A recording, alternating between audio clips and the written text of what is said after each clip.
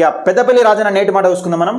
అధికారంలో ఉన్న ప్రభుత్వాలు అన్ని వర్గాల ప్రజలకు ఆమోదయోగ్యమైన నిర్ణయాలు తీసుకోలేనంత కాలం ఆ పార్టీ మనుగడ ప్రశ్నార్థకంగా ఉంటుంది. ఎవరి మద్దతుతో అధికారం అందుకున్నామో మర్చిపోతే భవిష్యత్తులో పెను సవాళ్లను ఎదుర్కొనే అవకాశాలు మెండుగా ఉంటాయి.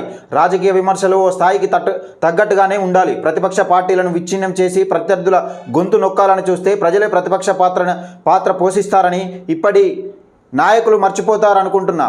ప్రజల అభ్యర్థనలను ప్రభుత్వం పెడచెవిన పెడితే రాబోయే విపత్కర పరిస్థితులను ఎదుర్కోవాల్సి వస్తుంది.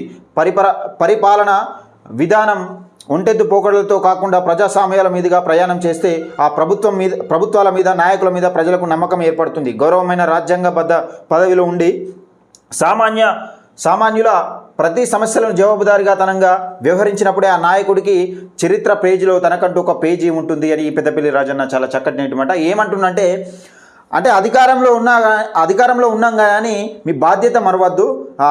ప్రతిపక్షంలో లేని పార్టీని కూడా తీసుకొచ్చి ఇప్పుడున్న కాంగ్రెస్ పార్టీని అధికార పార్టీలో కూర్చోబెట్టారు. అంటే కేసీఆర్ నియంత్రణ పోకడా. అంటే అధికారంలో ఉన్నాం కానీ ఎవరిని పడితే పట్టించుకోకుండా ఇష్టానుసారంగా చేస్తే ప్రజలు ప్రతిపక్ష హోదా ఎత్తుకొని అధికార పార్టీని అధికారంలో కూర్చుండబెడతారు. ఏ పార్టీనైనా ఆ సత్తా ఉంది, అది మర్చిపోవద్దని చాలా చక్కగా వివరిస్తూ ఉన్నాడు నేటి మాట రూపంలో.